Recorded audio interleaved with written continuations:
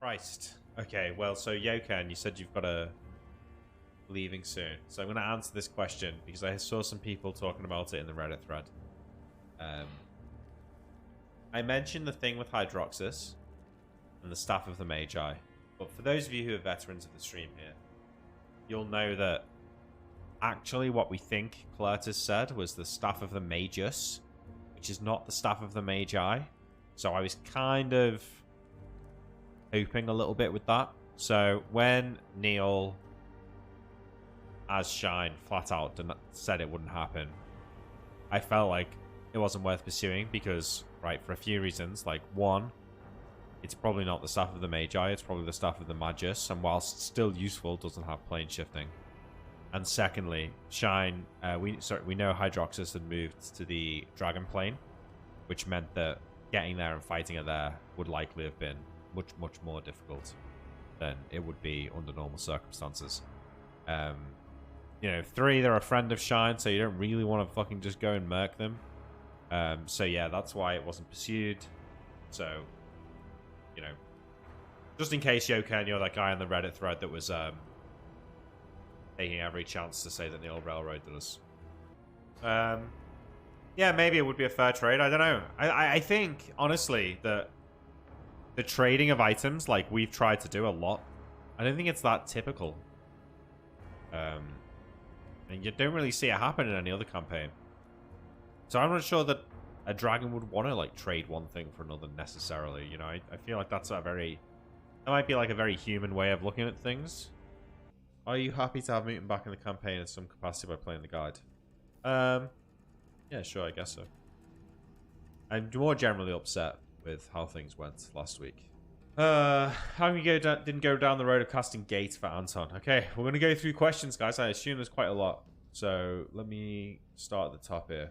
Okay, start with Lacasa, who said, did Neil at least kiss you during the breaks? Neil did message me after the incident with the Trapos to make sure that I was okay. I told him, yes, I was fine, and he doesn't have to worry, but it was nice of him to reach out.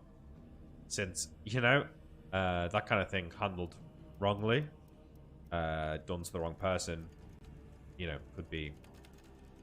I feel like it could be, you know, like worse than the Adam Kerbal thing, if it was forced upon someone who wasn't ready for it, or you weren't close enough with in terms of like your experience of like role playing together. But so good for him to reach out, but hello, my obviously lady. it was fine. Hilbert's You look Motel. So beautiful. Thank you for 6 months, my friend. I appreciate that. How come you didn't go down the road of casting Gate for Anton? There's no one who can cast Gate. That's the answer. Gate's a level 7 spell, meaning that you need to be a level 13 cleric to be able to cast it. Anton's not even a level 13 cleric. Anton's a level 12 cleric. However, there is a spell called Uplift, which you've seen before, that will allow a cleric to essentially go up a level in terms of what spells he can cast with the help of another cleric who can cast Uplift. But I don't think there is such a cleric, such a pair of clerics that we know about that could do that. Are you worried that Scoria will burn Dracus while you are gone? Maybe not entirely, but a lot could be lost by the time you guys get back. Yes, this is my main concern more than anything else, is that I've just got a feeling that we might come back like a year later or longer and everything will be fucked.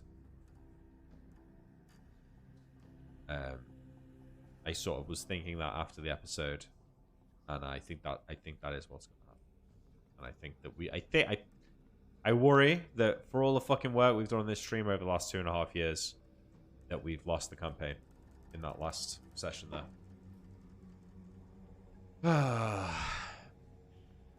Did you hear what Mutant said about how Anton will change if he comes back? I did say that.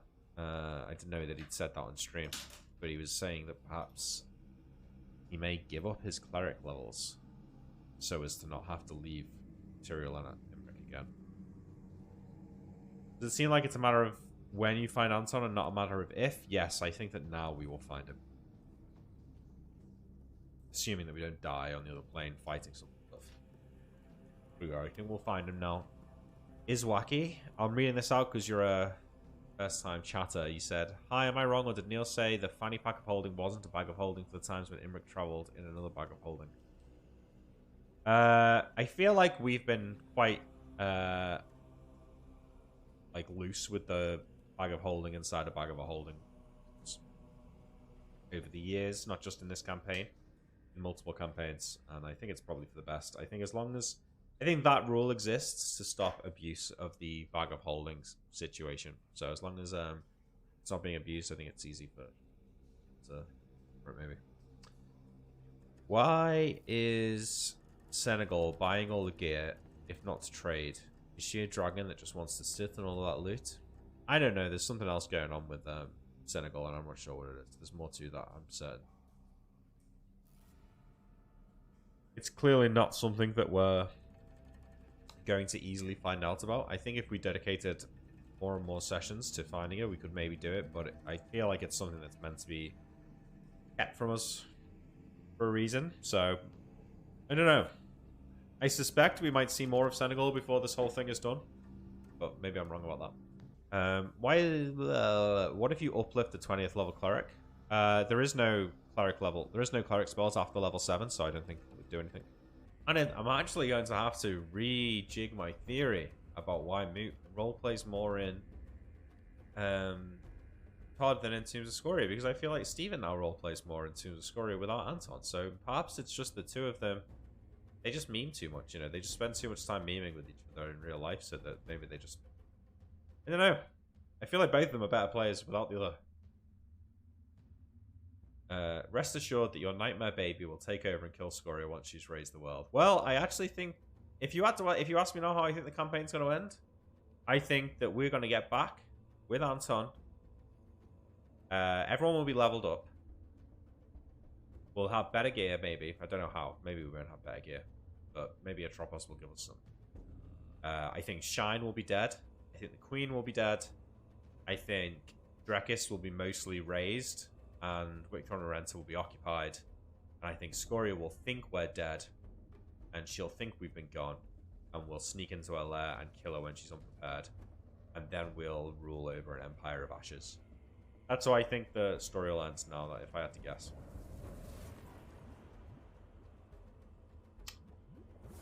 On the Atropos wiki page, it mentions that she mentored Drexel. On the Drexel page, it mentioned that in order to gain Lichdom, he had to give up part of his soul to a higher power. It seems to me that it is possible that Imrik is on the path to Lichdom.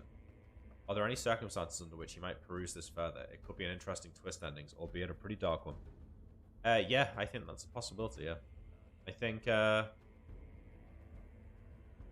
when all hope is lost, you maybe turn to the only thing that can actually get results, right? Like,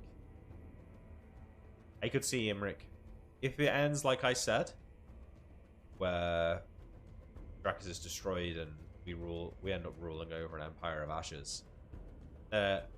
As Imrik gets older and gets more and more old because of his experiences, I could see him returning to that cave over the years and seeking answers to problems.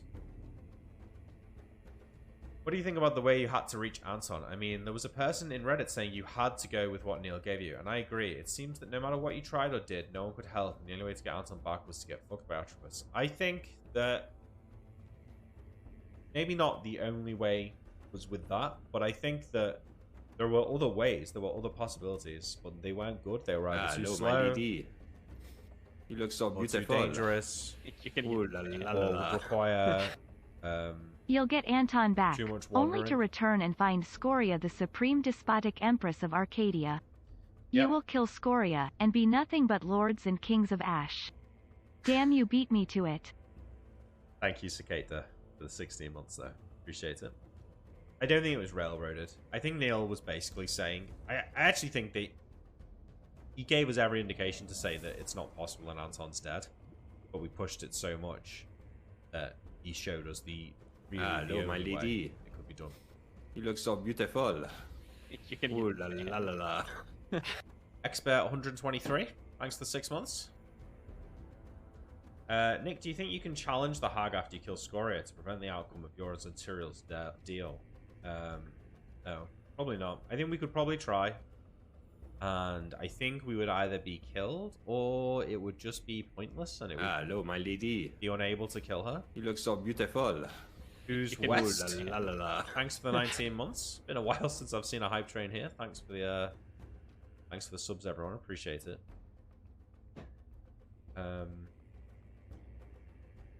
Are you happy with the harsh consequences in your game? I kind of enjoy the darker implications. Yeah, I don't mind the story becoming dark.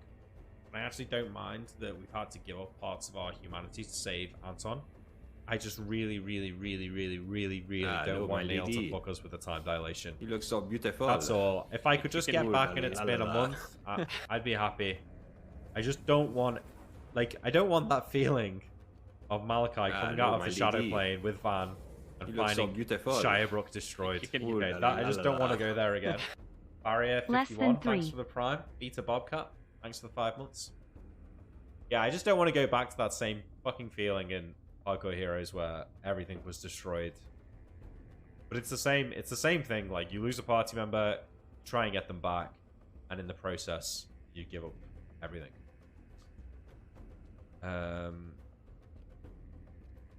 What was that about Anton giving up cleric levels? Missed that, sorry. He was saying basically that he's decided that when he learns of everything that we had to give up to save him, that he's not going to want to abandon us to Solemn. And that's going to mean basically betraying Balthara and likely no longer being a cleric. I don't know if he'll actually do that. I told him not. I said that I didn't back the whole campaign to get back a fucking useless brother. Are you going to bring all your equipment with you like that? Ion stones would be terrible if you came back and the kingdom was destroyed.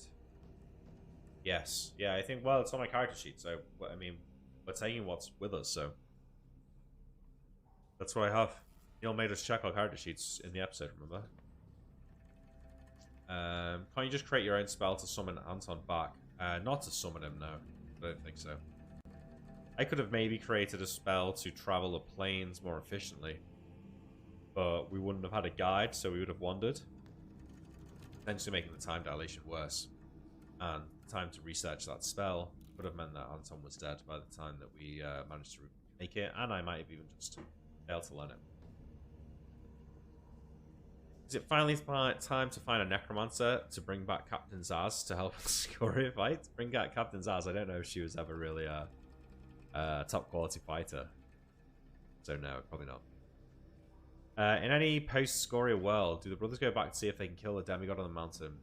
Probably not. I imagine the kind of thing that would happen is that you would never want to really, like, you'd never want to deal with what had happened. And probably it will never be spoken of ever again. If I know, well, maybe it's just because I'm British, but I feel like, you know, that's the way that these kind of things are handled in families. I can see it being a thing that Tyrael and Imrik basically never mentioned to each other again. Or, you know, maybe there's just like knowing looks at the end of a long night across a glass of port in the smoking room of our castle. Like a moment of fear and of PTSD and of trauma shared without any words spoken. I find it pretty amazing how the brothers now can just go out and instantly confine demigods or even more powerful creatures if they want in 2 days. What do you think about how strong they are? Yeah, we're clearly insanely strong. Having a dragon to fire us around everywhere makes everything trivial almost. Like, Neil even alluded to it, but we would have got attacked on those mountains, guaranteed, if we were just there on our own. Like, if I had just Pegasus there and landed there, we probably would have got attacked. But obviously, everything's going to leave the fucking dragon alone, so... It's like when we got the carriage in Hardcore Heroes. You know, we stopped getting attacked by giant spiders, except it's like that, but... Like 5 times more. More than 5 times, like 10 times more. But there's no Jeeves, is there? We just get Shine instead, and she's not as cool as Jeeves. You guys actually think that Anton is necessary for the plan, or is it just a faulty way of justifying going after Anton?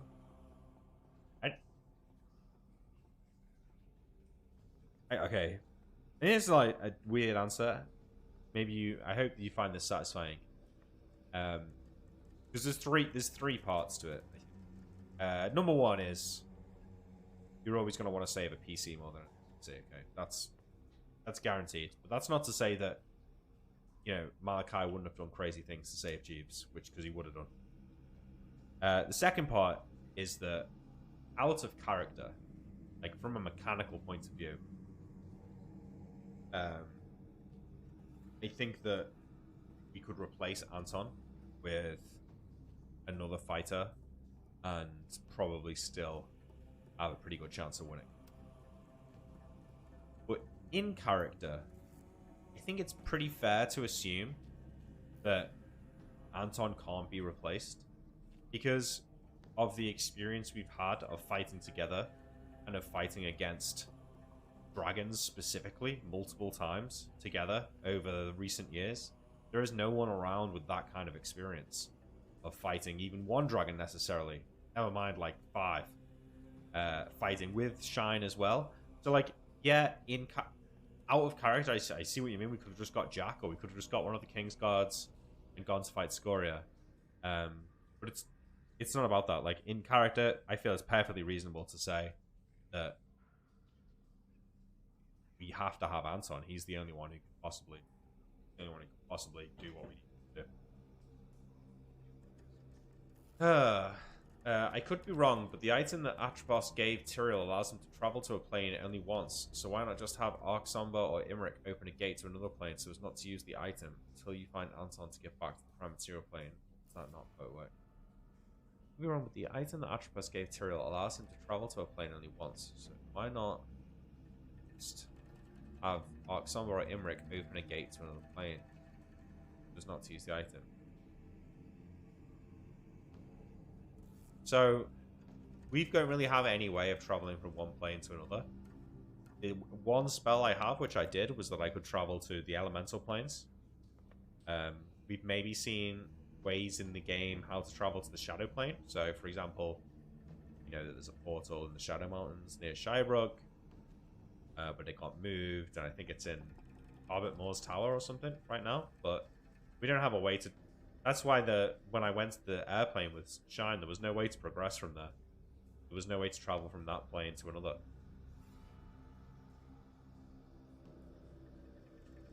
The Magaris feel any bit disrespected when seemingly everyone shits on their expertise, telling them to just kill Scoria without Anton ignoring guys saying you can't. At this point, nobody within reasonable reach is a wiser dragon slaying expert.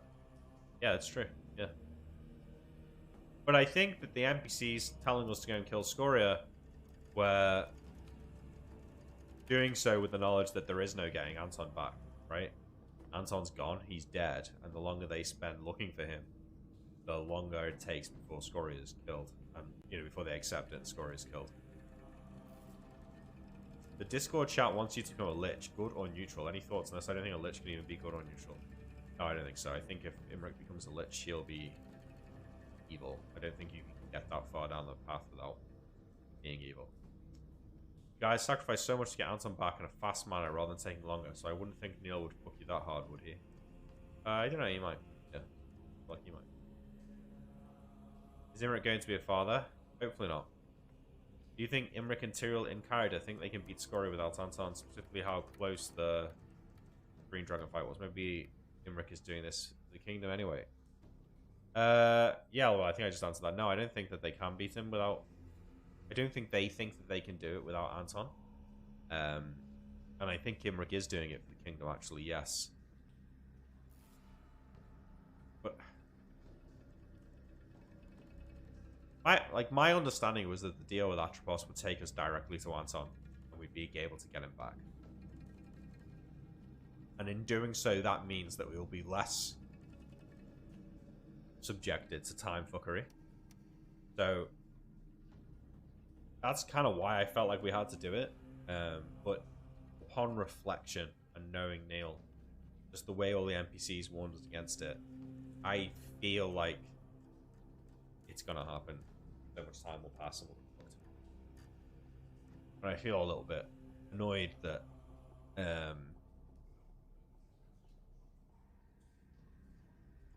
that it's not a good solution, right? Like, it's not, at that point, it's not really any better than just learning the spell.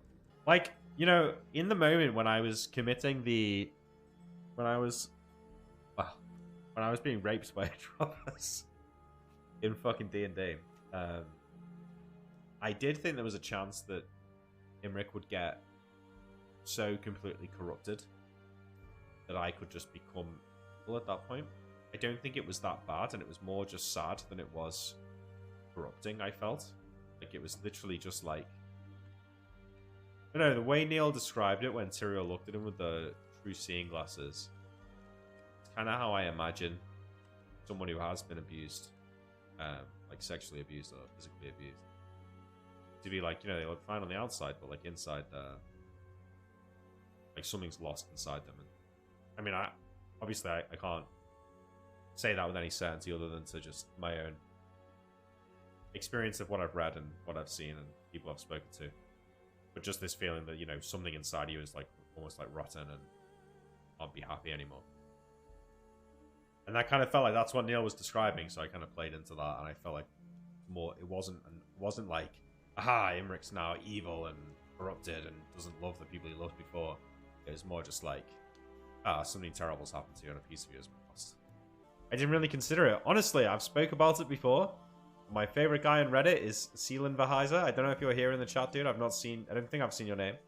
But I read his comments. I was in bed I was going to bed after the show. I was reading through the Reddit thread. I read his comments, and it was basically like, I think they've just lost the campaign. He has clearly warned them that time dilation's going to happen, and they're going to come back to Dracula in Ruins, and Scoria having won the war. I read it, and I fucking knew it was true, and my heart sank. So, yeah. Why would Neil do a flash forward with things semi-normal if he was going to fuck y'all still? Because I think 30 years down the line, it might be normal, right? I mean, I think that there's enough time for something to vaguely rebuild, for there to be a castle. And stuff like that, I don't think. Like, I'm not saying that, like, when I say Empire of Ash, I don't mean necessarily that the whole kingdom's burnt to the ground. I just mean sort of, like, everything that was once there is kind of destroyed or occupied. Really puts Van's decision to not revive Malachi into perspective. Absolutely true, Hilbert's Motel. And I was thinking about that on Sunday night. And I feel like I understood it for the first time. And I thought, man, Sean's wiser than I thought. But still, we all would have liked to see Malachi back, wouldn't we? So there is that as well. What's Atropos going to do when Tyrael dies before fathering a child? Is she going to drag him by the ankles? The dead. Excuse me. So he can live up to the deal. Yeah, I think if he dies, he dies. That's probably the end of it, to be honest. I don't think that she would bring him back to life or anything. Is Destiny coming with you through to the other planes? Yes, I think so, but I kind of wish that I told him not to be honest. Because I feel like the stuff I'm worried about would be a lot less likely to happen if Tyrael and Shine were both there. My one hope that I have, and I've said this to Neil, is that, you know, Shine is still formidable, and Shine plus the defenses of the city is very formidable, and I would hope that Scoria can't just walk over Dracus with Shine there. Now that Imrik has developed his power and character, which character do you like more, Malachi or Imrik? I still like Malachi more, but Imrik's grown on me over these last sort of 6 months. Could you use the magic item as like a first scroll, so you can cut down how much time it takes to research dimensional travel? Yeah, probably. I would imagine so, Blanks. Probably. Especially after using it for a while and coming back. If I then wanted to research that, I think I probably could. Really hope Shine isn't dead when you guys get back. It'll be lame if she dies off screen. Yeah, I think that would really suck, but it might happen. First time chat from Faberosen. Do you think that wish can remove Atropos' curse on you? Maybe, yeah. Potentially. Maybe, probably not limited wish, but you never know. If there are evil beings on the level of Atropos in the world, should there be a good being on the same level that the PCs can interact with? I think we got a reference to one. I think the Fey demonic, what was it called? That like weird butterfly that Anton was talking about gating in. I think that might have been something equivalent. Great Monarch, yeah. Which of Koibu's favorite NPCs are you gonna find and seduce now after all of this? I don't know if he's one of Neil's favorites, but he's one of my favorites. The mayor of a little village north of Rainwood. I don't know if you guys remember him, but he was fucking hilarious. The village where Darth ended up after walking across the Ash Plains. That was fucking great. Do you, out of character, know why Dracula seems to be so much weaker against Scoria now, with the brothers being strong, when surely if Scoria was capable of just ending the war, you could have done it before the brothers started amassing power, or is it Scoria just making more aggressive moves, knowing her death isn't impossible now? I think there's an element of a couple of things. So I know there was ships sent with some of Dracus's best knights to a town in Eridon called Whiteshore that they were meant to siege and then press through the Hidden Valley into the rest of Eridon from there. And they never made it because we know off-screen that they were destroyed by a Kraken. And then I think they sent a second contingent of knights and the same thing happened again. And I think they lost a lot of troops. I'm not sure exactly where that happened in the timeline, but that definitely weakened Dracus. I also know that a lot of troops were lost in the initial battles with Scoria.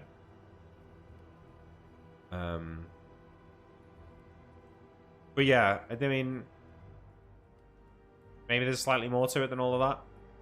Maybe it is a little bit convenient, but I think maybe you're right on the second point where it's kind of like Scoria realizes that time isn't on her side necessarily anymore, whereas as a dragon, time usually is on your side when it comes to humans. So perhaps she feels like she has to take more direct action now that we are pushing forward with a plan to kill her. Assuming that Dracus is destroyed, does that mean William and Grimes are dead, do you reckon? No. No. You're not going to kill William and Grimes in the crossfire. Okay. Let's get that fucking straight. If Scoria is able to destroy Dracus, it must be because William was otherwise occupied, because he would have fucked that thing up. Most good liches tend to lose their life doing some mega strong magic to help defeat some great evil. So even dead, they keep alignment, like Baelnorn. Sure, I mean, again, this is all stuff outside of Neil's world, so I don't think it's necessarily relevant. But what you just described kind of sounds like what Malachi did. Casting Cloudkill to save Van Helsing and destroy the demons. Thoughts on regular booty calls to Atropos for guaranteed spell learning. The damage to Imrik is done. You can get fucked by Atropos or you can get fucked by dice rolls. Yeah, no, I think you're right. It seems like Tyrael's patience is running thin with the kingdom. How would Imrik respond to Tyrael staging a coup? Anton seems like he'd follow him down any path. I think that the main argument against the coup remains strong, which is why fight each other when we've got such a pressing need to fight a mutual enemy? Perhaps once Scoria is dead, yeah, but until then, maybe not. I feel like Scoria will do the hard work for us. Do you think Imrik would be desperate enough for sex that he would drunkenly make a zombie to have sex with? No. Tyrael back to hating the crown, Imrik back to drinking. Your character arced so hard you went to the circle. Absolutely, yeah, you're right. I always thought the Arc Wizard was level 12 because you could cast Stone's Flesh. No, she can't. Yeah, she is level 12. I think Neil misspoke. He seems to have a bit of a mental block for Arxombar's level. Usually when I need her to cast a high-level spell, she's level 9. But any other time, she's level 12. Neil is actually so evil, he took the thing both of the brothers love the most. Family and legacy for Tyrael. Love and sex for Imrik. I don't know if that's the thing that Imrik loves the most, to be honest. But definitely from Tyrael. I feel unless Imrik gets a wish to cure himself, he has two paths. Going back to Atropos, trying to save his future nephew, starting some magic research facility, trying to use magic from Glacier to banish or kill Atropos. Yeah, well, maybe. Here's a future Imrik campaign idea for you. Makia, Wagwan, my slime. thank you for the 5 months. Wagwan. Future campaign idea for Imrik, right? Imrik reads, he's consumed by the search for knowledge on what Atropos is. He searches books and books and books, libraries all across the world, until finally he recognizes a name in a book that a certain wizard known as Drexel studied under the seer Atropos. And he thinks Drexel. Where have I heard that name before? Oh yes, the famous Lich of the legends. But no, something more recent than that. Heard that spoken. Then he remembers. In Glacier, the skeletons, the army of the undead, claim to be working for Drexel the Lich. And then he has an idea. Perhaps I could travel back to Glacier. Perhaps I could meet this Drexel and learn from him how to defeat his former master. That would be cool as fuck. Throwing that out there. Will we ever get clarity on Shine's out of whack stats? She's age class 9. She's age class 9 in name, age class 7 in breath weapon, age class 7 in magic resistance, and age class 10 in spells. No, Astrak, you probably won't be. I imagine you can kill Atropos by not letting her breath weapon in her gas. By not letting her breathe in her gas or something gimmicky. Oh, maybe. Yeah, you know, there's not much planning really to be doing here. We're more just coming to terms with everything that's happened. And I'll be honest, I feel a lot better actually about things. Yesterday, I felt really fucking shitty. Like I felt really, really bad yesterday. I couldn't sleep after reading Cillian Verheiser's comment on the Reddit thread, which kind of fucked me up, in all honesty. So I'm glad I'm feeling a little bit better. I've kind of come to terms with it, and maybe it's not going to be that bad. You feel like Neil scammed you? Personally, I don't feel scammed, no. I don't think that there necessarily has to be a reward for facing great danger or whatever. Like, I mean, I know that there's more to the arguments than that. But I don't know. I don't feel scammed. I trust Neil, and maybe I'm just being protective of my friend, but I don't feel like he scammed us. I feel like he's doing a great job. That's kind of as far as I'm willing to sort of take it, really, you know. I just can't get over how catastrophic the sequence of events is over Anton's choice to go for a bag versus making a con check. I feel like even him drowning to death would be so much better of an outcome than even what has happened so far, much less what's to come. Absolutely. And he probably would have passed the check. Benox says, I think story-wise the decision to go after Anton is a better story than just going after Scoria and abandoning Anton. So for the show, I think you made the right decision. Ah, well, you know what? Thank you. Do you know what? People seem to be pretty engaged by the show right now, so I am willing to believe that. And yeah, that kind of makes me feel better. Holy shit, my name is Nick, and my birthday is also on the 8th of August. Incredulous. That's good for you, mate, but I'm 34 years old. Yeah, boy. And if you're smart, you'll realize that means that I was born on the 8th of August, 1988, mate. 8888. So that makes your, frankly, pathetic birthday of August the 8th on a different year just lame, really. Any guesses on who or what the guide will be? My hope is for it to be a winter god of travelers and wanderers. I find it interesting that there wasn't a representation for that in the Pantheon. I find that very, very unlikely, Billy No Mates, but it's a cool idea. But I think Neil's committed to the no winter god thing, you know? Do you think it's kind of bullshit that Anton didn't get a wisdom check to remember the interaction of water and bags of holding? Or Anton getting a magic resist check to get sucked in at all? Well, I don't think you should get magic resistance. A wisdom check to remember the interaction. I don't know. It's a bit of a cop-out on the DM's part. And I can see why... I don't know. You might say that. And you know what? In other circumstances, maybe you would have got that wisdom check. But tensions were running high. And Tyrael had just rolled 3 double crits in a row. And I think Neil felt like he deserved to kill Anton. And to be fair, he did. So, you know. That is what it is. In Shenanigans, Koibi says there is a winter god by the same name, the god of hunger. Given that it's Shenanigans, he might be fucking with us. But when he says, you say it's a winter god, does he use the term winter god? My theory is the winter gods are diminished and their soul power lies within the winter orbs. That could be true, Nova, yeah. I can see that. I feel like if there's a really unsatisfying ending to ToS, kind of like how a Cuban Knights at Odom ended, Destiny are going to be pretty done with D&D for a while. Maybe. I feel like maybe this last... I don't think Moot's going to be done with D&D, because I think he's pretty heavily invested in Todd. Maybe Destiny, but... It's nice to see him engaged again, so maybe not. I mean, I was trying to think, like, why did he schedule an episode for Sunday? Oh, I think it's because we couldn't play this week. But I feel like in the past he might not have done that. I feel like that represents a day who's willing, he wants to play again. So Sperry says, the Shenanigans episode was an archaeologist type character talking to a bronze dragon about the winter gods, and the dragon opened saying something like, that's what you humans think of, call it. Such a rudimentary understanding. And then was a lore drop DM after the break. Taki was playing the character who got the lore drop DM. Oh my god, it's like his Christmas present. Atropos, for all appearances, is an elderly human woman who lives in a cave 5 miles outside the village of Necrot. For generations, she acts in the role of a herbalist and magical help to those in the area. Atropos breathes in vapors and casts chicken bones to tell the future of people who visit her. She acts lecherously to those who visit her. Teacher of Divan and Dracula Bloodthirsty, she appears to have bad eyesight due to her milky white eyes. But there is evidence there is more to her than her frail human form conveys. She possesses superhuman strength and seems to be aware of things beyond what she should know about. She also seems to be aware of what will happen in the far future, such as the rise of Necrot and the breaking of the world. Atropos, according to a vision of Divan's, was first brought to the land of Bravo as a magic circle at Dracula Bloodthirsty's laboratory. A being from an inner plane claimed later, however, that Atropos was not summoned. The crack in the floor of Atropos' cave likely connects to the abyss, with the horrors visible if one gazes down into the void. Atropos describes this rift as the dawn of fate, the rifts to the divine. There is no other place like this.